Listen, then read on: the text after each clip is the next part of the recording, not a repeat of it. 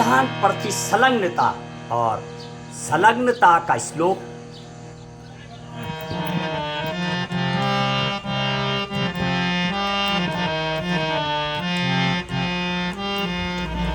प्रथमम् अनुकरणीयः संविधानः विधि ज्ञान सूत्रेण समाहितः। षड्मौलिक अधिकाराः तेषां कर्तव्या एकादश संख्यका वर्णितमा। विविध अनुसूचिधाराश्च पंचविंशति भागेषु विभाजितः। विद्वत्तजनैः रचितोऽयं ग्रन्थः प्रगत्याः प्रतीका विशेषता। आइए क्या कह रहा ये श्लोक। प्रथमम् अनुकरणीयः संविधानः विधि ज्ञान सूत्रेण समाहितः। विधि ज्ञान सूत्रों से निर्मित संविधान का सर्वप्रथम अनुकरण करना चाहिए, जिसमें षट्मौलिक अधिकाराः तेषां कर्तव्याः एकादश संख्यका वर्णितमा। और जिसमें 6 मौलिक अधिकार और 11 मौलिक कर्तव्य लिखे गए हैं। विविध अनुसूचिधाराश्च पंचविंशति भागेषु विभाजितः। और अनेक अनुसूची एवं धाराएं तथा 25 भागों में विभाजित किया गया है। विद्वत्तजनैः रचितोऽयं ग्रन्थः प्रगत्याः प्रतीका विशेषतः। और विद्वान जनों के द्वारा रचा गया यह ग्रंथ विशेषकर राष्ट्र की प्रगति के प्रतीक स्वरूप में रचा गया है। मामा जी, आज का व्यास सत्र हम अपने क्लोजिंग की ओर बढ़ रहे हैं, आज का समापन की ओर बढ़ रहे हैं। क्या बोलेंगे आप? हमारा जो व्यास सत्र लगातार जारी है, क्या आज आप बोलना चाहेंगे आम जनमानस को संविधान के प्रति जो हम नई नई एक रचनाएं इस देववाणी में कर रहे हैं और अनेक तरीके से अपनी तैयारी में लगे? बहुत अच्छा प्रयास है महेश जी आपका।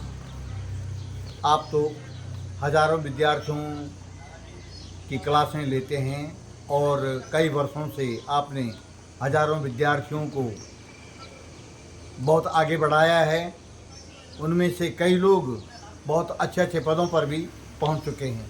और आपका ये प्रयास जो कि संविधान का प्रवचन यानी संविधान के विषय में जानकारी, उसका ज्ञान देने के लिए आपने अपने देश में पहली बार आपने संविधान पर स्पीच 2 बार आयोजित आप कर चुके हैं, जो संपन्न हो चुका है बहुत अच्छी प्रकार से बड़ेती और चिन्याली के बीच, यानी गंगा यमुना के मध्य क्षेत्र में पहली आपने संविधान आयोजन सम्मेलन जो है वहाँ पर संपन्न किया, जिसमें महिलाओं के अधिक बहुत अच्छी भागीदारी रही।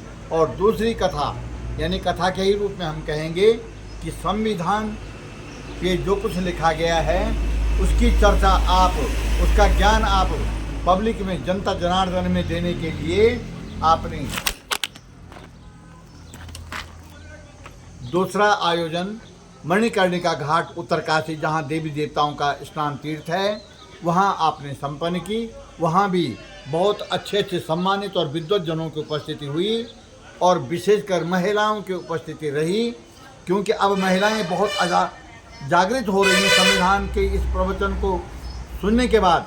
वास्तव में उनमें से कईयों ने कहा कि हमें अभी तक यही पता नहीं कि हमारे अधिकार क्या हैं, हम किस तरह से अपने अधिकारों के लिए लड़ सकते हैं।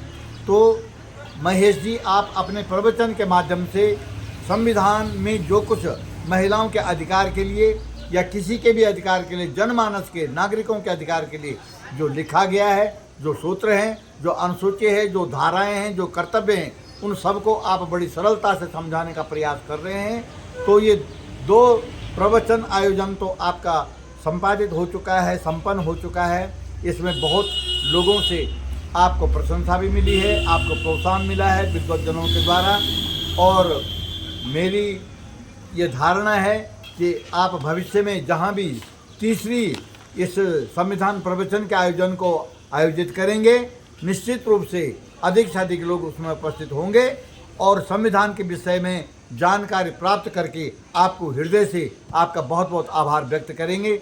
ऐसी मेरी कल्पना है और ऐसे भरपूर संभावना है। मैं आपके निरंतर इस आयोजन के प्रति जो आप जागरूक हैं और पूरे देश में आप अपने संविधान पर प्रवचन के माध्यम से लोगों को जागरूक कर रहे हैं, उसके लिए आपको बहुत बहुत शुभकामनाएं देता हूं। आप अपने इस कार्य में निरंतर सफल होते रहें, ऐसे मैं अपने परम पिता परमात्मा से प्रार्थना करता हूं। धन्यवाद। और इसी के साथ मेरे मार्गदर्शक मामा जी राजा वल्लभ नौटियाल जी आज के अभ्यास सत्र की अब समापन की ओर